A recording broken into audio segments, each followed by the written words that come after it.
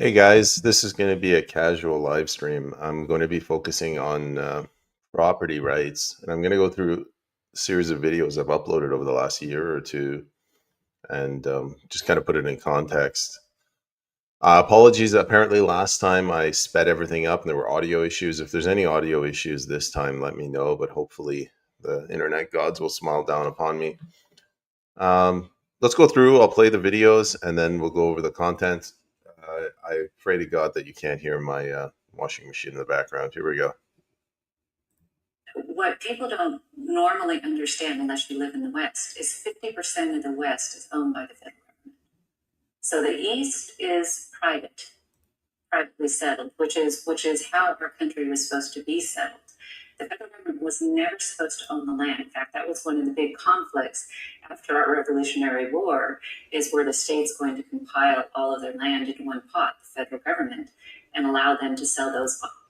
One thing, this is something that everybody does. It's like a sleight of hand. I don't know if they're even aware of it. In the U.S., they talk about the federal government. They say like we had apportioned taxation, uh, which was removed by the 16th Amendment, specifically to prevent income tax. And but they don't really address whether they had income tax at the state level. Same thing here. Like she's saying how the founding fathers specifically didn't want the federal government to own all of this land. If you follow the Bundy farm fiasco, what they were saying is the Constitution doesn't allow the federal government to own, this amount of land.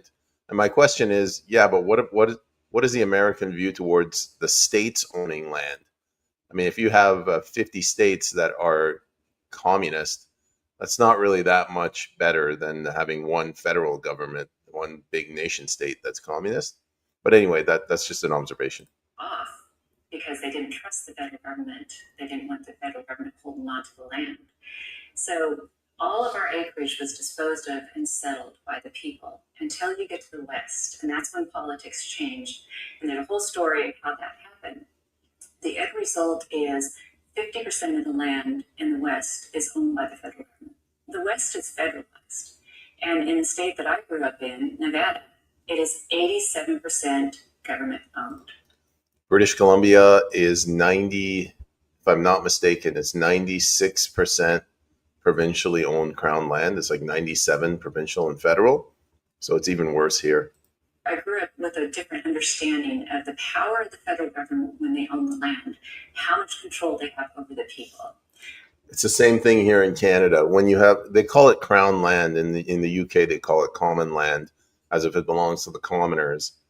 In principle, if you have good people in power, you can take that land and you can capitalize it and give a dividend or a stipend, or give money, the profit sharing amongst the citizenry. But it's centralized power. Lord Acton said absolute power corrupts absolutely. You elect these people into office and they see that they have the power and they start wielding it, and the dividends never come back to we the people. I know that personally. And the second thing is how much power the environmental movement has and what their real agenda is. I think that most people look at the environmental movement. There's another one. So you have a single point of failure. You elect a politician to power, and that politician has control over the common land, the crown land. And so the environmental movement, they target that one politician. Rather, if this land was privately owned by the 3 million people in British Columbia, the climate change movement, they'd have to go to every one of those 3 million people and convince them to not cut the trees down, convince them to plant more trees, increase canopy cover, convince them to put solar panels on areas that were farmland. But when you have one elected official, you just go to that one official. And think of, they're trying to save species. They're trying to protect open spaces, things that we would all say are great things. But actually, the real movers and shakers behind the movement, that's not what it's about at all. They don't believe in private property ownership. They don't believe that you or I can manage a piece of land. They believe that it should be done in a big consolidated network where they have, where all of the highly degreed people or scientists are making the decisions on this. Well, it's the end of it. But this applies to food as well. What they're saying is they don't trust people. They don't have faith in people. So you can't grow your own food. You got to grow it in a lab. And obviously, this feeds right into the expert class, because if you make it impossible to grow cheap food, easy food like cattle is something anybody can. You kind of need to know a few things, but as long as you have grass and some water, you can raise beef and you can feed off of that. But if you put it into a lab, now the average person can't. It takes millions of dollars to build these labs. That's what I'm trying to say. Whereas the grass and the water, it comes naturally. Um, Let me read what I wrote here. This battle between the people and the the climate agenda is about who owns property, and it's not restricted to just land. The BC NDP government now owns the medical profession through the College of Physicians. The BC NDP government wants to own the Law Society of BC. The BC NDP government wants to own all housing through provincial land planning and subsidized housing. The BC NDP government owns 95% of the land in this province. That's what I was talking about, Crown land. We've broken up the family unit as a basic unit of life, and we're drifting towards government to replace it. But government is completely anti-life. Like, this is about power.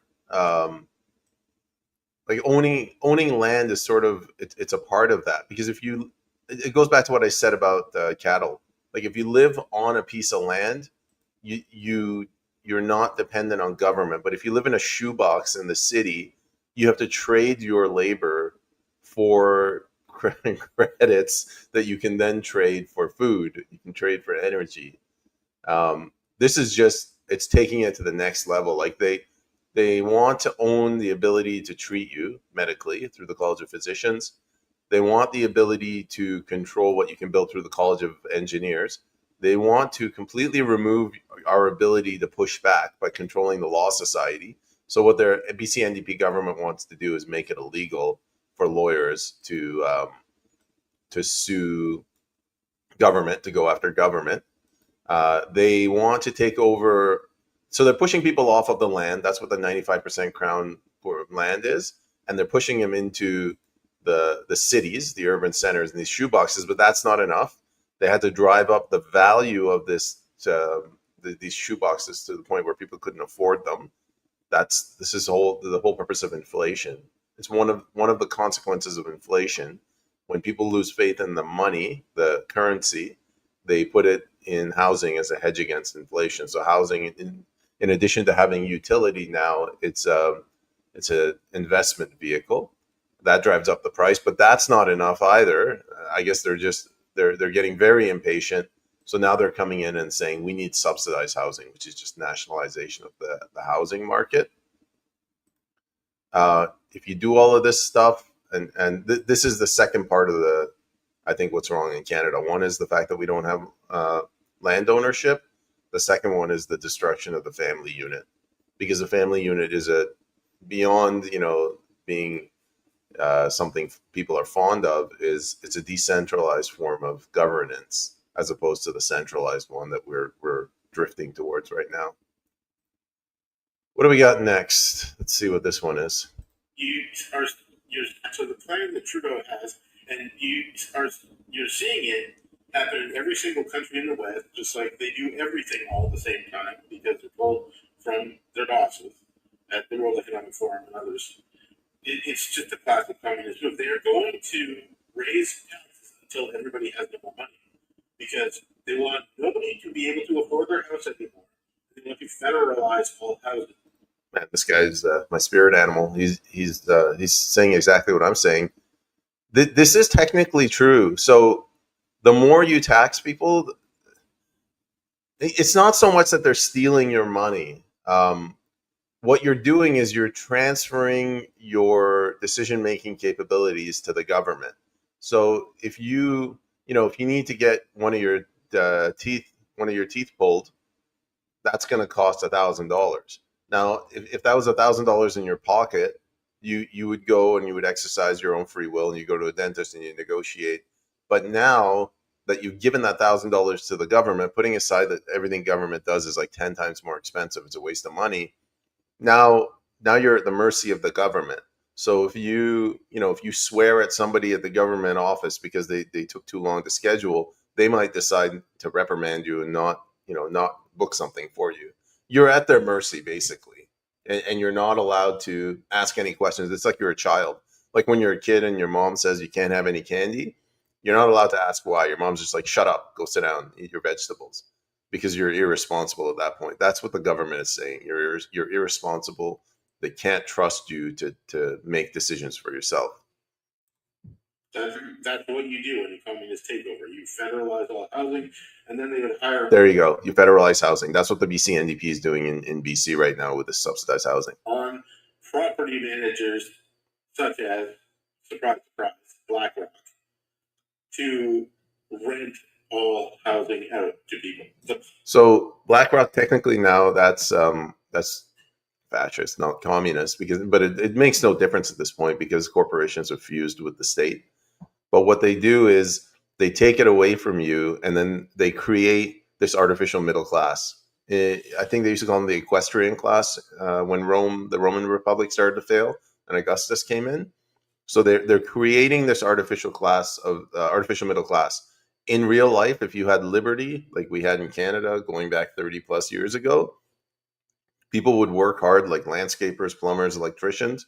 They would save up money, they'd build a business, and that would be considered middle class because they can survive on their own. They don't need the government's help. Now the government's come in and they said, we've taxed these tax slaves so much that we have this pool of money, and let's use it to give it to this artificial middle class, the bureaucrats, the expert class, and they'll be loyal to us and they'll keep voting for us. It's a hijacking of the democratic system. Plan is that nobody owns personal property. So this goes along with that, but that's why they'll raise taxes until you have no more money. And so this is a basic move. You can expect more taxes on everything to increase, but this carbon tax it's all encompassing. Like it just takes money from every single thing you do or buy. And so it's the easy way to wrap it all up into one big attack on people's savings. Yeah. I mean, the carbon tax thing has kind of changed now. They officially removed it. Unofficially, they've applied it to the corporations, which are going to pass it on to us through increases. But I mean, we already have income tax. So we're already being taxed on what we earn. We have property tax for being, unrealized gains tax is being applied on the property that we own. We pay tax on gasoline, and gasoline goes into everything. Carbon tax is it's another layer on this onion problem that we have. I'm not saying it's not a big issue. It's just another tool that they're using to crush us. Squirrel Nuts, thanks for reposting the stream. Let me know if there's any audio issues. I hope there isn't. I don't know how to fix it. What did I write? The government's goal is to make it impossible for individual people to own property. That's the purpose of taxation and regulation. That's why the BC NDP is leaning heavily to subsidize housing, aka provincial housing. Yeah. Like you go back and sometimes you say the dumbest things. Other times you go back, you're like, wow, I was right on the money. It's a communist takeover. If people don't like the word communism because they conflate that with Soviet style communism, then it's the opposite of liberty. It's the opposite of the family unit. Like wherever we're heading, our original, where we originated from was the family unit. Where we're going is as far away from that as possible. Let's see. I also want to talk about immigration because that's a big topic, but it also fits into the economy and what's going on. Immigration is a hot button issue, and I think we've literally opened the borders. It's being called an invasion, and it is. I think about 10 million illegals have come in under Joe Biden, maybe 10 to 12 million. And you ask yourself, well, why would they do that? Well, there's a lot of speculation, but there's a financial reason why you want to do it. Demographics is destiny, and if you wanted to inflate, the banker cried, inflate the guy. If you wanted to inflate your economy, let in a bunch of people from outside the country super quickly, give them money, and then expand. Velocity of money has been coming down ever since. So the reason I'm sharing, Sue, thank you very much for reposting the stream and quote posting it. If you have any questions, how is this audio poor? Damn it. Hard to hear. Maybe we can do this the hard way. I also want Save video. Dude. Yeah, I guess we'll do it the hard way. I have to manually upload these. If I knew this was going to happen, I would have prepared. All right. What did I want to say? Yeah, he's talking about the velocity of money. All right, fine. If we're going to do this, we'll do this the right way.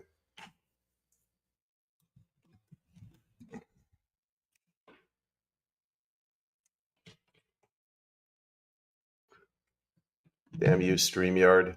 Can't do anything right. Good thing I pay $150 a month for this piece of junk. Okay, I'll play the video. I also want to talk about immigration because that's a big topic, but it also fits into the economy and what's going on. Immigration is a hot button issue, and I think we've literally opened the borders. It's being called an invasion, and it is. I think about 10 million illegals will come in under Joe Biden, maybe 10 to 12 million. And you ask yourself, well, why would they do that? Well, there's a lot of speculation, but there's a financial reason why you'd want to do it.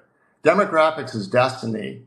And if you wanted to inflate, the banker cry is inflate or die. If you wanted to inflate your economy, let in a bunch of people from outside the country super quickly, give them money, and then they spend. The velocity of money has been coming down ever since the 00 top in what we call the natural economic.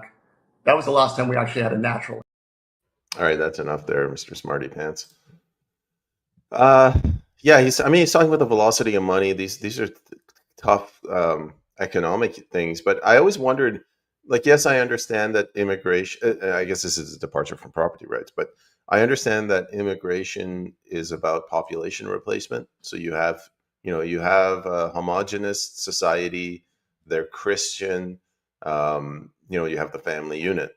You want to break that up. Okay, what do? Well, you push things that directly break up the family unit. I don't want to get into it, but like everything that they've done with the family court system and just taxing families, making them like economically unstable. Then you have to break up the this Christianity thing where the concept of community. And they've done that pretty well. I mean, we burned 400 plus churches. And then if you flood the country, thanks, Sue. I'm glad it's better. If you flood the country with people that are different, they don't have to be worse. They just have to be different. Indians don't eat beef. Muslims don't eat pork. Chinese and Middle Eastern people have a different view towards pets, like household pets. If you do that, you can balkanize the country. So that's the population replacement side. Sue says destructo economics, but there has to be like an economic side to it as well. And what Ed Dowd is saying is, if you bring in millions of people and you make an argument that you have to give them some money, they're going to go out and spend that money. I had an interview with the Crypto Spartacus, and he sort of said the same thing, and I had to step in and dumb it down for the public. The banks, let's focus on Canada, they have permanently indebted, they have terminally indebted the native Canadian population. They can't squeeze any more debt out of these Canadians. So the banks have gone to the political class and they've said, all right, bring in some more people. They can be brown, they can be dark colored, they could have funny slanted eyes, whatever. We don't care anything about their physical features. Just bring in people that we can squeeze more debt out of.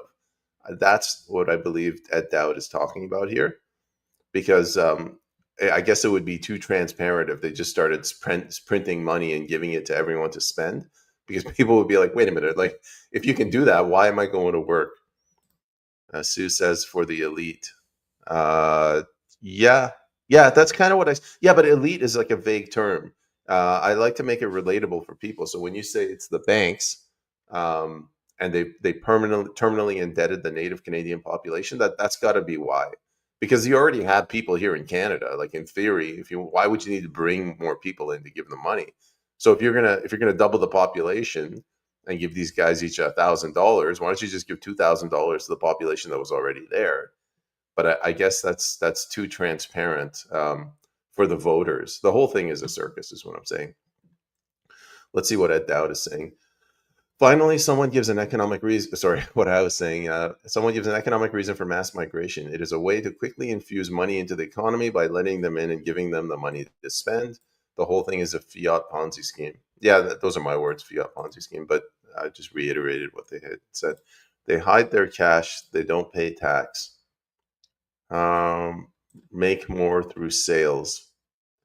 You're gonna have to break down, Sue, what you mean by they hide their cash. I mean, is that a general statement? If it is, I agree. Past a certain point, like if you make $100,000 a year, it doesn't make sense to hire an accountant for $700,000 to figure out how to hide your money in a offshore bank account. But if you're making billions of dollars, yeah, they operate in a completely different world, Sue. And I actually think it's much more sinister than that. These politicians, these people that, and I'm looking up the elected official in my riding now. He's got roots in this community. He's a smart guy. He's a lawyer. I think he thinks that like the way forward is this financialization of the economy, like creating carbon credits. That's the new economy. That's how we save the West. And the rest of us, like you, Sue, with your dusty clothing where you are, me, smelly little payman, somebody who's got grease on his fingers, somebody who's working in, like the real economy. They think that we're just, we're nothing. We're parasites. I think that's how they view us. We're just, we're, we're, part of the past. Like they're the future. Let me play the other video. So we're growing a new system now. I'm just going to play these videos and then I'll comment. So Klaus Schwab, who said you will own nothing and be happy, right? Well, what you need to realize about that, somebody is going to own it. Somebody is going to own the land. Somebody is going to own the resources. All these things that we use every day, somebody will own that. And they have self-appointed themselves to be that. And we will be the leasers of that. So it's exactly the opposite of what our founders were trying to prevent when America was established. It was from the different perspective. It wasn't about kings or royalty or elitists or globalists that would control the population. It was about self-sufficiency, self-reliance, that the individual would have equal opportunity, not equal status, equal opportunities. That's why when the eastern states were settled, like when Jefferson made the Louisiana Purchase, 540 million acres, he opened that up to settlement, and every acre of that was settled. And depending on where you settled, you could acquire anywhere from 120 to 640 acres. And that was based on how many acres it took to make a good living. So it's equal opportunity and equal protection. In other words, it doesn't matter if you're rich or poor. We are all protected under the law from all kinds of ills. Right. That's what America is about. And so it was based on this idea of self-sufficiency. The individual, we the people, would run this government. And that's what they are really taking away. That's what they're trying to do with the sustainability agenda, the Agenda 2030. It's all about canceling all that, moving the resource wealth, all the natural wealth into the hands of the elites and the globalists, where they will control us. And this harkens back to something that my dad said 30 years ago, which still I think is more poignant today than when he said it. And he said that either you have the right to own property or you are property. And when you think about that, that's really where they are headed. So when they say you will own nothing and like it, somebody will own that. It's just their plan for us is it will not be us, which then makes us their property. When you really start thinking about it on that level, it's absolutely chilling what they are trying to do. So I'm going to get to the comments in a second. There's just a lot in here, and I wanted to break it down. First of all, I would follow this woman, Margaret underscore ASL. She's been fighting the federal government in the U.S. for a long time now. They stole her land basically. She says she theirs was the first federal land takings case, and her father fought it all the way to the Supreme Court, and then he lost, which is another problem with the judiciary, the judicial system that we have. Is you think that the higher up you go, the smarter the judges get, but all that's happened is they're farther away from the land and your circumstance, so their views are more aligned with the urban style than yours. I'm not going to play the audio on this one, but at some point she was talking about the acreage that was given. It was settled. There we go. Where'd it go? Between 120 and 640 acres. I think we need to.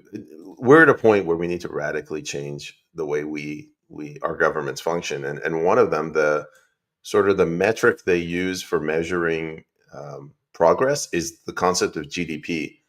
I think when it worked, it kind of worked because it's based on how much money people make, or how much you make, or how much you spend on the other end, which is what people make.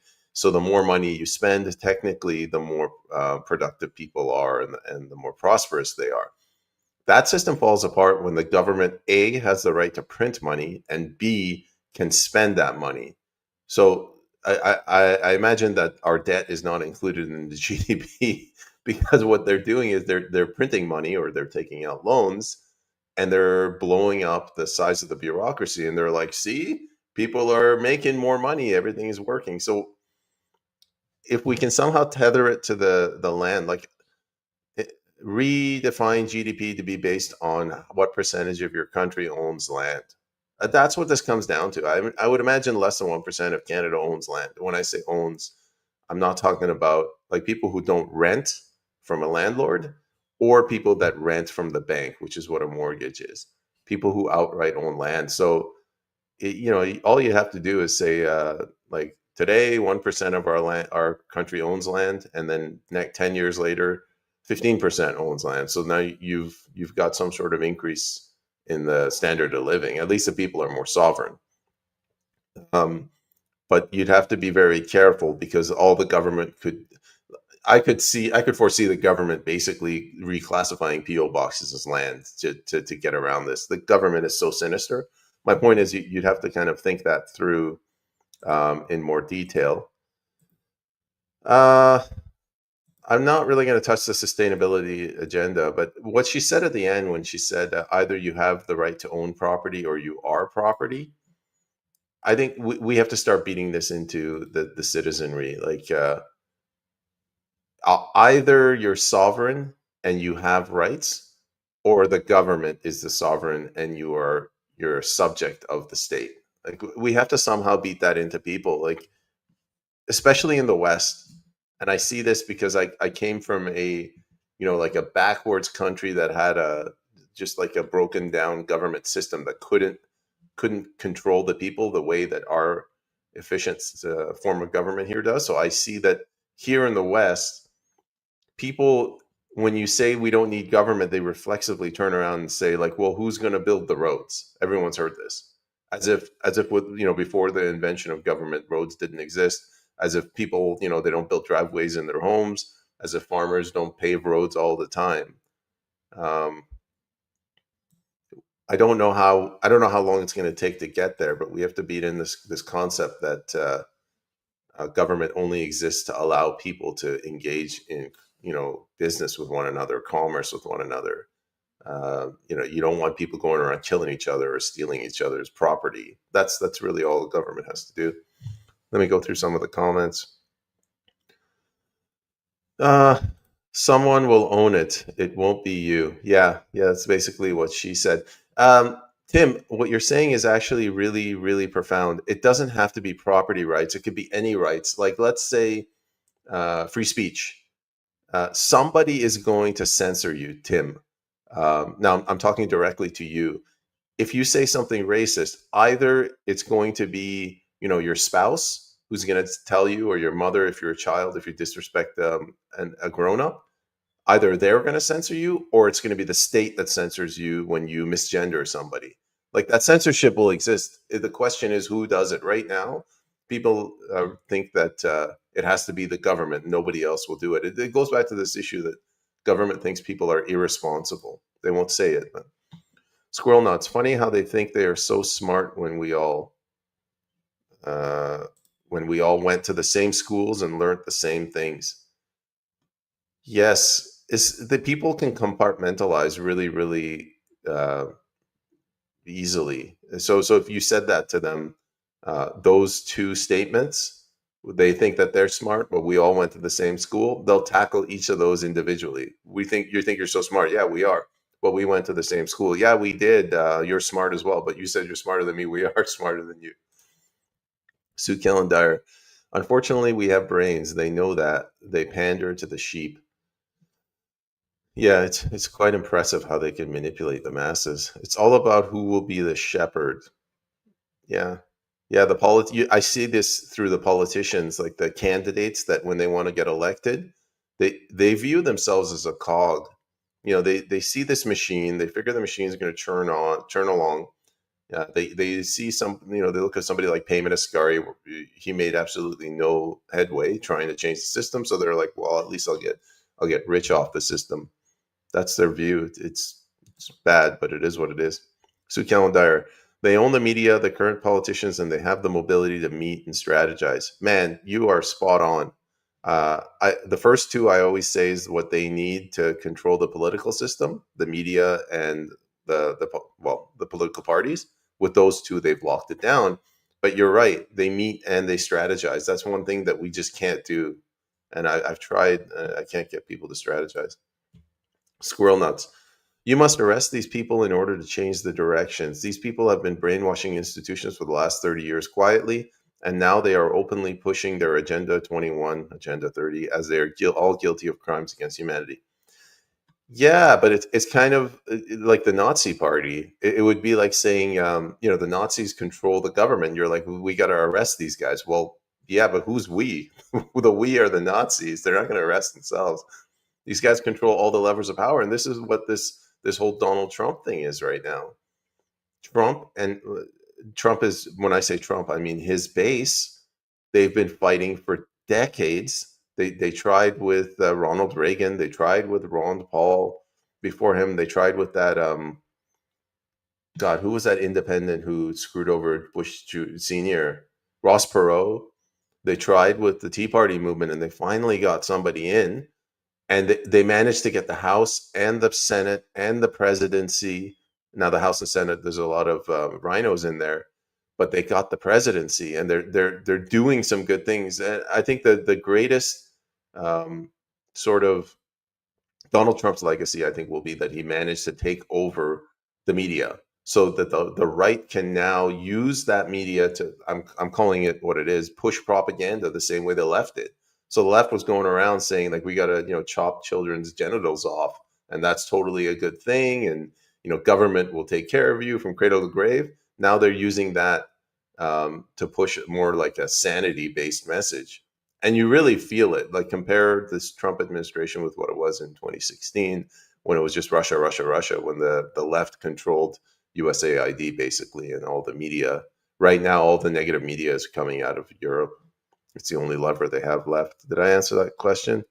Yeah. So Marilyn Walls, good morning from the tundra of Calgary. Good morning, Marilyn. I heard the weather there's bad. Sue Dyer, their message is able to get out more easily and consistently. We, the people, must use numbers and communicate in whatever way we can. Yeah, it doesn't help that they control law enforcement and they can screw with us that way with legal impunity. Um, there's another thing. There's a lot of infighting on our side in a way that there really isn't that much, or at least to that extent on the left. Like look at the Dominion Society. They're pushing a message that pretty much everyone here agrees with. We have too much immigration, and they're using the phrase remigration. We have to get these people out. They're a pressure campaign. Their whole point is to make it normal to talk about immigration, right? That you have to, politics is downstream from culture, so you have to change the culture, which is what they're trying to do. It's just the way that they're going about it. Some people are a little bit worried. Specifically, what they're saying is, if I was the RCMP or CSIS and I wanted to stage a false flag event, I would use the Dominion Society, or even easier than that would be Second Sons. So it's causing a lot of infighting, and a house divided cannot stand. Sue. They monitor that all the time to try and thwart a movement. I don't know what that was. Sue says, repost the room, all important to the discourse. Yes, thank you, Sue. Everybody, if you could repost the room, I would appreciate that. Yes, simple messages that resonate. Yes, Sue. Squirrel Nuts, who's the government? Fellow citizens are so. How do we have foreign and domestic interference? How can fellow citizens be so sinister? Sorry, I don't follow that, Squirrel Nuts. But thanks for the repost. Marilyn, thanks for the repost. Sue, right to own property, to eat, heat, and have retirement, healthcare, and disposable income for travel and entertainment. These are the simple messages. Yeah. Messaging is it's difficult. Like, you need somebody who's creative. Yeah, you need somebody like you, Sue, who does the hard work and does the research, and then you take that and you give it to somebody who can wrap it up into a nice, neat bow. They rely on us to fight each other. Absolutely, Sue. The elites have egos like we do, but they control it to get to the prize. We don't. Yeah, it might also be that they're fighting behind closed doors. Okay, I'm going to play the next one. It's a 5.5 minute video. I'm just going to take a little break while I play that one. I'm sorry I can't pause it. I can technically, but well, this isn't what I wanted to do it using the browser, but it just doesn't work. The audio is really bad. I guess before going to that one, this one I couldn't download, but this is something that I came across. This is when Canada was falling apart and people were starting to wake up. Canadian immigration program in its current form should be stopped, completely halted until this mess with housing, healthcare, mental health crisis, democracy is figured out. This guy is not a Canadian. Like, he speaks with an accent. He's a foreigner. Came to Canada, I think, from the UK, and then he started regretting it. And he was listing out like all the different reasons that Canada sucks. And I guess I created a thread. I wonder what the issues are. Again, there's no audio. Issue 1, you will never earn enough to live a normal life. That's true. That goes back to what we were saying about taxation in the other videos. Issue 2, you have to wait half a year to see a doctor. I spoke to my father, and he had a medical issue, and he told me that he had to go out of Canada to a different country to see a doctor, and I foolishly asked him, why is that? And I could tell he tried not to cry, but like, he was very, very upset that he's paying all of this taxes all of these years, and the government would just let him potentially die because there's no doctor. And he's at his wit's end. The poor guy's 80. Crisis of politics. Our prime minister is completely out of touch. He lives in some Trudeau parallel universe where the budget balances itself and houses are being built by themselves. They don't. I mean, at this point, like, you can't even blame Trudeau. He's just a puppet, right? Like, he's airdropped into this political system. All he wanted to do was make a couple of $100 million, fleecing the taxpayer. He didn't want to inherit this dumpster fire. Issue 4, head in the sand mentality of Canadians. Yeah, I saw this during the election. Everything is on fire, and then the election is called, and you rally behind your favorite team colors, and rah, you support the Liberals or the Conservatives, or if you're terminally brain dead, the NDP or the Greens, and nothing you say will get through to them. Like, when I say to them we need land reform, they just don't care. When I talk to them about the Russia Ukraine conflict, they're like, no, we're more interested in why the buses aren't coming here on time. Federal politics, running for federal government office, you're basically running for municipal office. That's what people care about. Their concept of international politics is completely missing. Issue 5, you will never be able to own a house. Yeah, this is a big problem, and it's just, I can't believe it. We live in the second largest country on the planet. There's only 40 million people here. I mean, next year it might be 60 million with this immigration, but you think that everybody would be able to be given a parcel of land, but no, 96%, 95% of that land has to go to the king because, for king and country. Bonus issue, exploitation of Ukrainians. People in Canadian government know what awaits Ukrainians. They use this opportunity to scam even more immigrants to come to country to take advantage of people running from a war.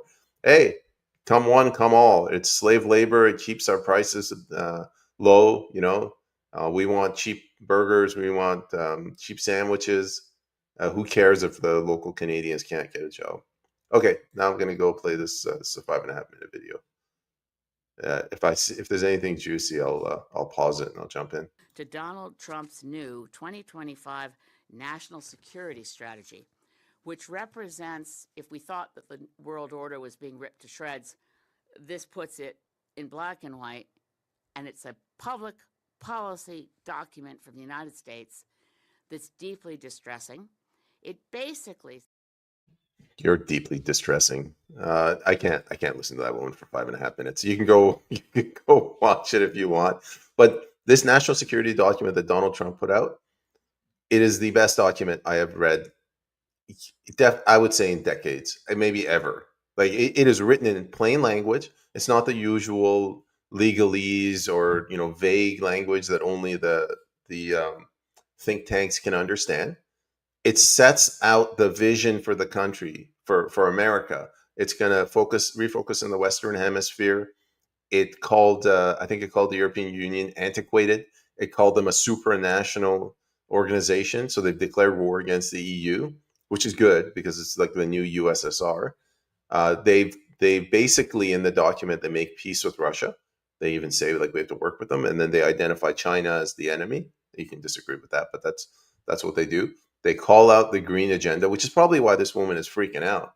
But that document, it uses the word God. It's God-given rights. That's probably another reason why she's freaking out, because she's an atheist, which is not really true. She does believe in God, but her God is government. She's a communist. She believes that all the power should be centralized in the state, and the state should give out privileges to the people and manage it from the top down. Agenda 2030, all of these green activists, at the end of the day, it's not sure they believe that they're saving the environment, but I don't see them going door to door and saying we need to save it from the ground, grassroots level, ground up. It's got to be a populist movement, get the consent of the governed. No, it's top down, my way or the highway. This woman pissed me off so much. I actually went and did a thread on this. You should go read that thread. On the security document. Let me see if I can queue up the next video to play. Yeah, so I would recommend everybody go read that document. It's quite good. Man, this is just embarrassing. I should have been prepared for this. I always assume these are going to be like 2 or 3 minute episodes and they go on forever. Let's see. What do we got in comments? Anything? No comments, no questions. I guess people stop watching. The next video is from Jason James. This was a fascinating conversation with Jason James. Nails it. They have all the money, all the land, all the power. They're after him. So I do a podcast with Jason James every Friday, and he is big on Christianity, and he's exploring the true teachings of Jesus Christ. And we talk about it a lot. I'm not really a religious person, but I always say people have a soul. And anybody, even if you were secular atheist during COVID, you realize that there is something beyond just the physical. You can't just go to people and say, your grandma's going to die in an old person's home. There are certain things that transcend this universe. Okay, here's a video. It's not that long. It's not money. They have all the money, right? It's not land. They have all the land, and what land they don't have, they're taking it back now, right? It's not power, because they have the power, as we've seen over the last 10 years. Our constitutions mean nothing to these people. They only meant something previously when they needed to maintain the facade, but the facade is over. So forget about your Bill of Rights, your Constitution, your Charter of Rights and Freedoms. None of that means anything. So what are they after? What is this about? And yes, it is about destroying the spirit of God, which is also the human spirit. And that's the conclusion I've come to, because like what you said, what else could they want to take? Yeah, they have everything, but it's not enough. Like they have all the land. 95% of the land is crown land. Whatever the 4 or 5% left, it's in the urban centers. If you're fortunate enough to own land, it's locked up by ALR, Agricultural Land Reserve. And if you own land in the big urban centers where you give $2 million for a shoebox, you don't own it. You're renting it from the bank with a condition to maybe own it later on in life. So it's all owned by a couple of institutions, a couple of banks. Maybe it's BlackRock, Brookfield. So what do they want? They're trying to destroy the human spirit, is what Jason's saying here. Mr. Malosh, thank you for reposting the room. Andre, if you're just joining us, I'm having some audio issues, so unfortunately some of the videos I won't be able to play, because if I can't download them to upload, I can't play them, so I just got to blast through them. I guess it's getting to the end of the year. I'm just going back over the posts I've made, and I'm trying to see how right I was or how wrong I was. Sundown95, thank you for reposting the room. And I came across my original announcement video when I announced that I was running for the PPC. As a nation, we've grown too accustomed to turning to government for solutions, and we have forgotten the principle of individual responsibility. Today, I am announcing my run for federal office as a candidate for the People's Party of Canada. It's time we ruled ourselves. So I graduated university. I started my company here, but ever since 2020, I've become increasingly alarmed, not just by the size of government, but with how arrogantly they're interfering in our private lives.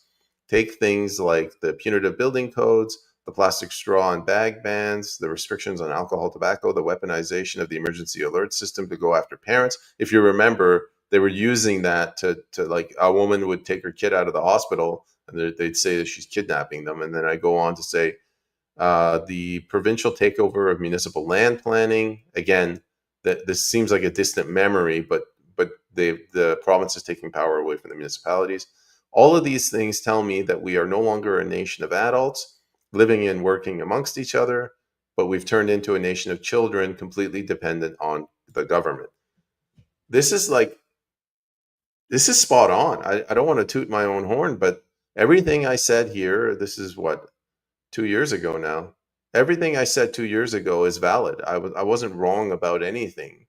We're no longer, the purpose of government is to allow people, adults, citizens to live and work amongst each other, to basically just work, engage in commerce. But what they're doing is they're treating us like children. You're not responsible, so we're taking over. This is another video. I can't download this, but I'll read it. What the heck is suspected proceeds of crime? So this woman, she's a foreigner. I believe she's Iranian. So she's not a citizen. And I'll get back to why that's important. But she comes into the country with something like $9,900 cash. And the law says that you can bring in up to $10,000 of cash. And this police officer says that it's a suspected proceeds of a crime. So what this is saying is that if you follow the law, you might still get in trouble. I grew up, when I was a child growing up, I thought that you had to break the law to get into trouble. So, like if you're crossing from Canada into America and you bring drugs with you, and those are obviously illegal, then you would get in trouble. But we're living in a world now where even if you follow the law, you could still get in trouble. And this is a perfect example. That money is her money. This was brought in during the Reagan administration when they were going after Pablo Escobar. It existed from before that, but that's when they started enforcing it. And back then it was 10,000. And 10,000 back then right now would be like, I don't know, $150,000 cash you could take with you. But my point is, that's your cash. Why should you not be able to bring that in? And I mentioned earlier that she's a foreigner and she happens to be Iranian. This stuff they always sneak it in by going after the foreigners first. Because if you go after the citizenry first, people might get upset. But if you say to the citizenry, we are protecting you, we are keeping you safe, we're keeping these terrorists out, So that's why we're doing this. And then somewhere down the road, you switch it over to apply to everybody. Well, if it's wrong for one, it's wrong for all, and let's enforce it. So now even Canadian citizens can't come in with more than $10,000 cash. I understand that's not it's not common. First of all, nobody has money in Canada anyway, let alone cash. But my point still stands. Uh, or take the empty homes tax. That was a racist bill. It was people were getting pissed off at the Asians, the Chinese in Vancouver, because they were coming in and buying up the land, which might be true. And they're like, all right, instead of instituting a law that says Chinese nationals can't buy land in BC, what they said is, all right, we're going to introduce an empty homes tax so that if you leave your home empty, you're subject to a tax. But we're not going to do it like every other criminal act where the police have to go and investigate and find these people. You, the people, have to announce whether your empty home's exempt. So now every goddamn year, the citizenry that own land, that are fortunate enough to own land, they have to announce whether their empty homes tax exempt, which means they have a tenant, they're living there, one of their children is living there, and now there's a whole bunch of rules and restrictions, like I don't think you can actually let your siblings, your children live there anymore, which means that you have to rent it out to them, which means that it's a profit, which means that you have to pay tax on that now. That's another issue. And now there's 3 of them in BC. Don't get me started on that. It's just a pain in the ass. Another thing, I remember I was traveling. This is kind of after 9/11 when all of our world got turned upside down. I get into Heathrow Airport. I had some cash with me. It surely wasn't 10,000. It was like a couple hundred, maybe £1,000. And this random security guy walks up to me, plain clothing, and he says, starts interrogating me. Do you have any money? I'm like, yeah. And he's like, give me your money. When you're at an airport, especially in Heathrow after 9/11, and I'm tanned all year round, I'm not going to argue with. I give him the money, he just leaves, and he comes back like a while later. But this is a violation of our basic rights. Like you're taking my money. You created the system where you're normalizing walking up to people and asking them to give their money up. And if they don't, that's almost an admission of guilt. That's what pisses me off about this woman. She didn't break the law. I guess what I'm saying is, why do you even have the law? Just get rid of that $10,000 and just say the law enforcement officer, the peace officer, whatever they say goes. There's no rules anymore. The rules that there are they don't matter. I think this one I uploaded. So this is an interview I did on the missing link. It doesn't matter whether you're left or right. At the end of the day, you are losing your parental rights. This one I actually did pretty good. So I'm going to play this. The words left and right, first of all, they've changed over the last few decades. But it's almost like there's a couple of check boxes. If you check those, you're on the left. Support for abortion is one, support for transgenderism is another one, support for open borders. So as long as you agree with those, you get classified on the left. And then there's check boxes for the right, like preserve your culture. That's one. Strong military, that's another one. But when people say like the concept of left and right don't matter, it's because you get things like COVID, which was on the left, and the Patriot Act, which was on the right, but we're still going down on the same trajectory towards what you could call authoritarianism. The government's getting bigger. They're crushing us through regulations. They're turning us into slaves through taxation. And it doesn't matter whether they want to throw people in jail for performing abortions, or they want to throw you in jail for refusing, mutilating your child through these like genital mutilation surgeries. At the end of the day, like you're losing your rights, your parental rights. So like they are confusing us. They're keeping us fighting each other over these two things, yet we're still going on the same path. I guess in hindsight, that's not really that profound anymore. Lots of people have made that observation. My fellow co-host JP Berg usually makes often makes that argument that it's no longer left and right. It's up, top, down. Individualism versus authoritarianism. And it's very easy to get stuck in this. And I go back to the Patriot Act. Like, this all started with the right. This was right-wing, hardcore militant censorship. And the left tried to fight it. The Democrats, probably sending anthrax to those two senators. Maybe that's what woke them up, or maybe they just realized that this is the new normal. And they're like, all right, fine. If we can't fight this, let's use it. And now the left is pushing all of this nonsense. Now the right is pushing back, like this whole argument that Holocaust denial and anti-Semitism is hate speech. It's creeping up from the right as well, and we're ping-ponging. They call it a dialectic. I just call it ping-ponging towards tyranny. And people, when you get people emotional, it's hard to reason with them. There's no more comments. I guess nobody's watching anymore.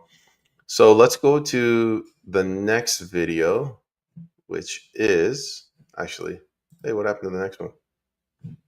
I lost it. All right. Well, I guess it's not. I lost the video, but here it is. I mean, I lost the X page, but here's the video.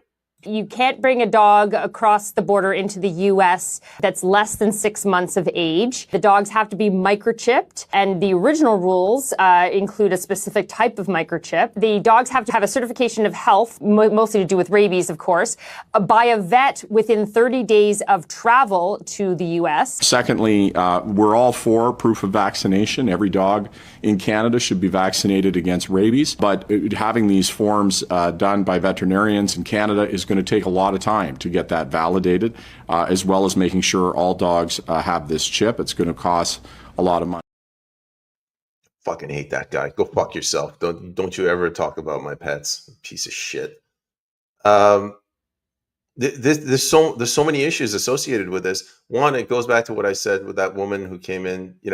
In this case, she was a foreigner. Like, we're trying to keep you safe. Where is she? This one.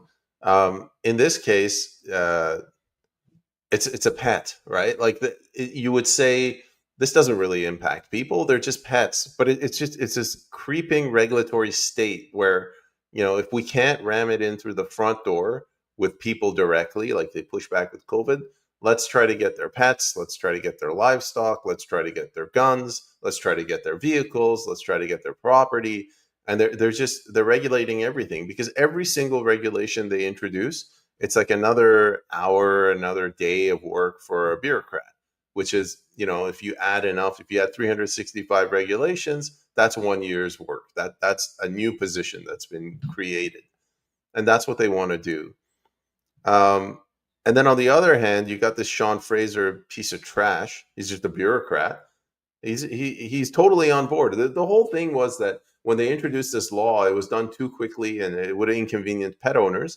So Sean Fraser comes out. All he thinks about is getting reelected. He's like, all right, I want to say something that'll, appease my voter base and say, I understand, I sympathize with your frustration, but I can't go against the narrative. And that narrative is that government is God, bureaucracy is our new religion, and we have to increase the number of regulations, never decrease. Absolutely never decrease, because that's their job security. So he comes out and he says, of course I support vaccinating pets. The other thing, and this is hopefully the last thing I'll say on this one, as much as I hate this guy, Sean Fraser, he's not the problem. We are. I am. Everyone in the audience is. I have a pet, for example. All my pets are mostly vaccinated. The reason that they're vaccinated is because I live in this world. Like, if I want to go to Europe on a trip, I have to put my pets in for boarding. It's impossible. They will not let you board unless they're all vaccinated. So if we want the creature comforts that going on a Euro trip and going and having a good time, then we're going to have to suffer the consequences of this. So that would be my fault, rather than me saying I don't want to vaccinate my dogs. I'm not taking a strong anti-vax position, but I'm just saying, rather than saying I do not want to be forced, so I'm going to change my style and I'm going to live where I am without going anywhere, I said, you know what? It's just easier for me to vaccinate my dogs, put them in a kennel, go out and have fun. So that's sort of on me, and I'm saying it's on all of us. Next one is from Robert Vaughn. This gentleman I believe it's Robert Vaughan, right? What did I say? We all think that our rights evaporated during COVID, but Robert Vaughan reminds us that the random DUI checks were what started this, with the courts invoking Section 1, despite the obvious arbitrary detention. This guy, he's basically me, but 20, 30 years ago. He ran for Canadian Alliance. He said he would go door to door, and he's talking to these people, and he's saying, look, we got to get rid of the size of government. We got to get rid of government. We got to reduce the size of government. We got to take back control. And all the people, the only thing they said, they're like, what's going to happen to my pension? And he doesn't have an answer for that. Because how do you tell people that are irresponsible that you need to be responsible? Especially since that decades or centuries of irresponsibility have basically made them fully dependent on the state. It's like they can't breathe without the government now. And then here he's talking about the DUI checks. So he saw this coming decades ago, and nobody listened to him. And my fear is that what I'm saying now, in 20, 30 years, I'm going to be this guy, where I'm going to say, yeah, I did this with the PPC, and we were talking about wars in Ukraine, and nobody listened. I can only imagine how much worse it's going to get. So I'm going to play the video now. And I'll give you an example of when I first became aware of the use of Section 1 in destroying our supposed rights in the Charter. And that was, and I may be wrong in this, but the Reduce Impaired Driving Everywhere laws that were coming into effect a number of decades ago, where we have in the Charter the right not to be arbitrarily detained. Says so right there. What's the ride program? This is where you're driving down the road and you're arbitrarily detained, given a breathalyzer or some other test of sobriety. Somebody took it all the way up to the Supreme Court. And what did the Supreme Court do? They used Section 1, that little section, which Brian Feckford says that only should be used in the case of war. They use that to say that, yes, your rights are being violated. However, it's justifiable in a free and democratic society. So in other words, that one judgment is what started the ball rolling for me when I understood that we have no rights in this country. And that was decades ago. Yeah, I mean, but that's the meaning of the supremacy of the parliament. Supremacy of the parliament means parliament is sovereign. The people are not sovereign. The people cannot in any way demand that their rights be respected, because those rights are simply privileges and grants given by the parliament. Now, if this idea gets into the people's mind, they understand that. And that's my prayer and my hope, that we in Canada, we have not been sovereign people, that it's no longer the issue of freedom. It's no longer the issue of charter rights. First, we have to assert our sovereignty. We are the sovereign people. That is what the 1776 revolution was about. We are an independent country, because that will be the argument with the people on the other side, that is the elite. They'll say, what are you talking about? Canada is an independent country. We are recognized in the United Nations by 193 countries. We have our own laws, own institution, and all that goes in terms of the package of being a sovereign country. We are independent and sovereign. And our argument will be, and should be, that as people, we are independent, but the people are not sovereign. And the example, the analogy is again with the American situation. I mean, the Declaration of Independence and then the Constitution that is built upon the Declaration of Independence was the idea of all men are created equal.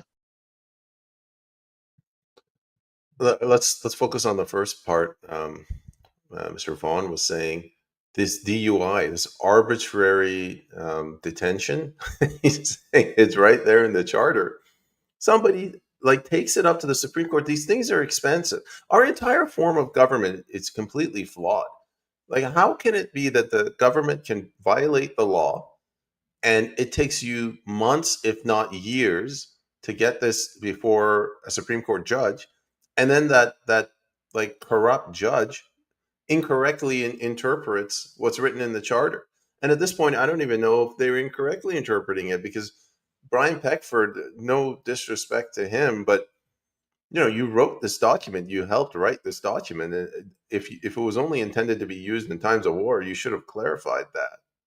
I don't, but even if you had clarified that, I don't know if that would have made a difference. They would have just declared a war against COVID, a war against racism. And like these people, that's part of the problem, where the citizenry, when they're not involved, we're not even educated, but when you're not involved, the government kind of runs roughshod. And then the second thing Salim Mansour said, where the parliament is supreme, it's sovereign. What they tried to do with this charter, this graft, like an American style. They almost put a facade on our parliamentary system, where our system doesn't technically grant us rights. I know the Magna Carta has granted some rights, but the parliament is supreme. They can do pretty much anything that they want. They tried to graft the American style, which was bottom up, and it just didn't work. I think there was just too much pushback from the elites. We have a culture of loyalism here, and our form of government is too centralized. There's not enough mechanisms for self-rule, like in the US with the sheriffs and the elected prosecutors and elected judges, and the whole thing just fell apart. But this concept of DUI, I've mentioned this before. Like, how is it that you can arrest someone when they haven't really, like, what's the crime if I'm driving drunk? I'm not saying you should, but if I'm swerving, I could see that. But if you're drunk and you haven't committed a crime, like, that's a slippery slope. It's almost like having a powerful car and you haven't exceeded the speed limit yet, but you probably will. I got one last video and then we'll end it for the day. Ooh, comment. JB Alberta.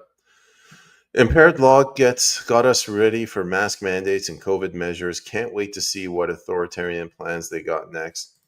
I did an interview with Leighton Gray, and Leighton Gray said that finally they came out. Everybody heard the story about the comedian or the singer who used to work in a bar and he never smoked a day in his life, and then he got lung cancer. And they're saying this secondhand smoke, causes lung cancer. And they finally came out and said there's no way that you can get lung cancer from secondhand smoke. And Leighton Gray was saying, like, that was the precursor for COVID.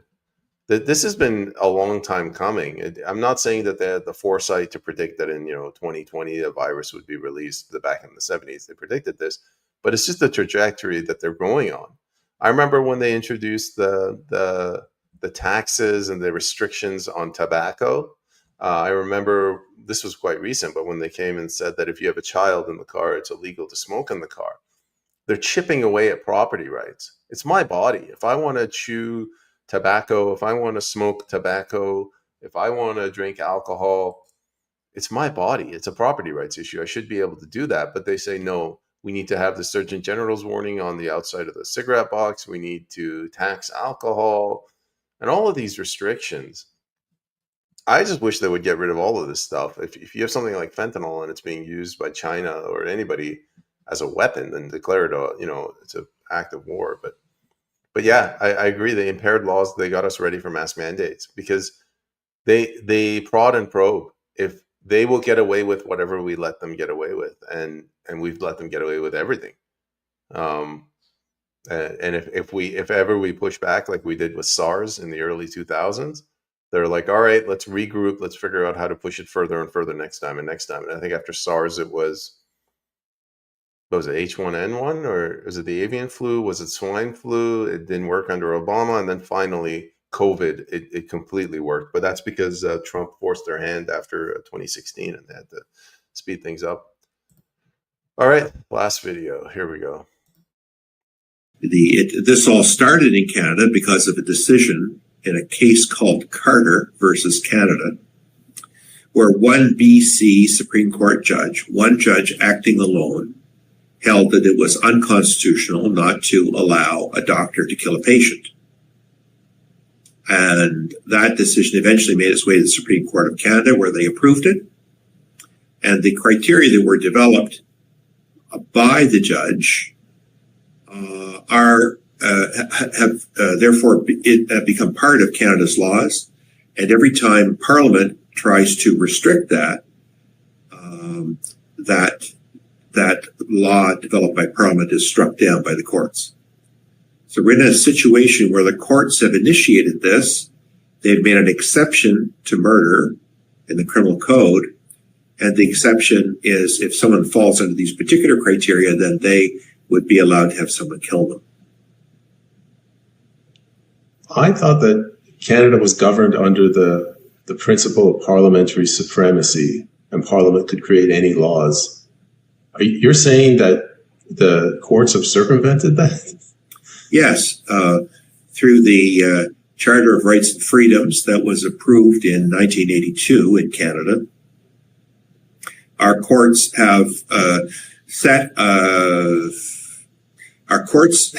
specifically set a role for themselves that may or may not have been intended by the people who wrote the Constitution.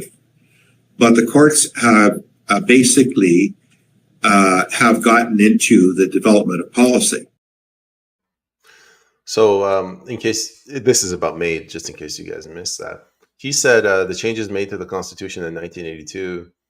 Obviously, there's a lot of changes. I mean, the Charter, people have said that the judges, they, for whatever reason, they started interpreting it as if Canada's legal tradition started in 1982, not going all the way back to Magna Carta. So they started just ignoring that. I think that's the cultural shift he's talking about.